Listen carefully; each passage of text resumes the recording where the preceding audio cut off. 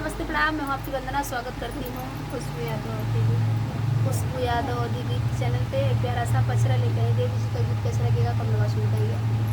वहीं बैठ जाए तो बढ़िया सब बैठ जाए।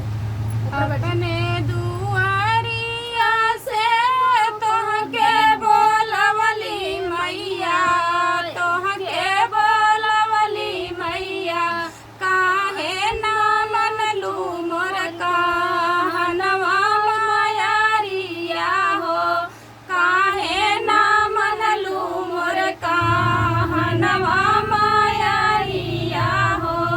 अपने हम माइया के टिकवा गढ़वाली हो, टिकवा गढ़वाली हो, काहे ना अइलू मोर दुआरिया मायारिया हो, काहे ना अइलू मोर दुआरिया मायारिया हो।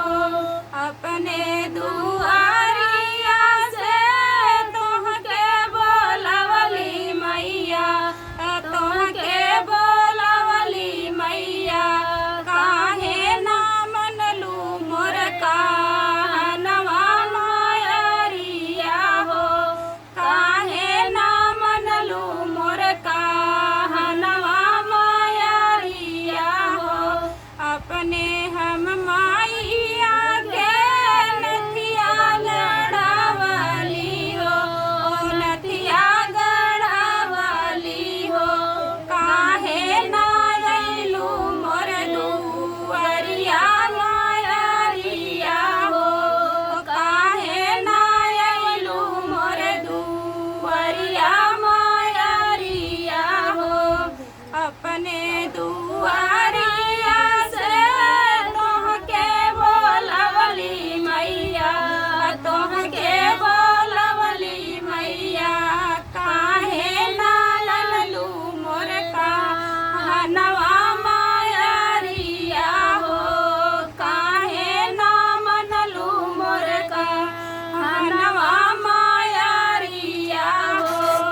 अपने हम माइया के छगला गढ़वाली हो, छगला गढ़वाली हो, काहे ना अइलू मोर दुआरिया मायारिया हो, काहे ना अइलू मोर दुआरिया मायारिया हो, काहे ना मनलू मोर कहनवा मायारिया हो। तो फ्रेंड गीत कैसा लगा कमेंट बॉक्स में बताना। किसी ने गाना